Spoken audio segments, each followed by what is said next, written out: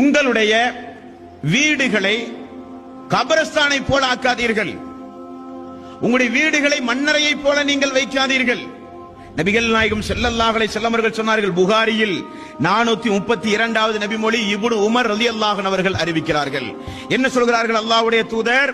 இஜ்அலு மின் ஸலாத்திக்கும் ஃபீ புயூத்திக்கும் வலா தத்தஹிதுஹா குபூரன். உபரியான வணக்க வழிபாடுகளை வீடுகளில் அதிகம் அதிகம் நிறைவேற்றுங்கள். உங்களுடைய வீடுகளை மண்ணறைகளை போல ஆக்காதீர்கள். மண்ணறைகளில் தான் வணக்க வழிபாடுகள் நடக்காது.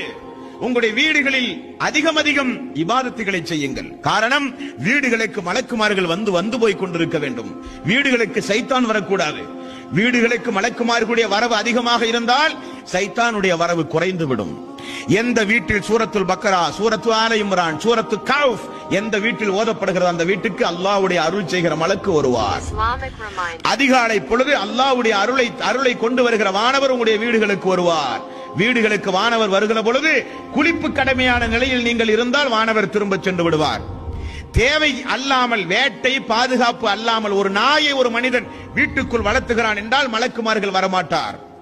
உங்களுடைய வீடுகளிலே உருவங்களை நீங்கள் பிரேம் செய்து வீடுகளில் தொங்க விட்டிருந்தால் உருவமுள்ள வீடுகளில் மலக்குமார்கள் வரமாட்டார்கள்.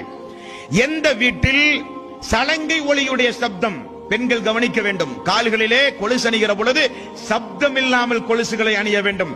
எந்த வீட்டில் மணி ஓசை, எந்த வீட்டில் கொலுசுடைய சப்தம் இருக்கிறதோ அது மாணவர்களுக்கு எதிரானது, மலக்குமார்கள் வரமாட்டார்கள்.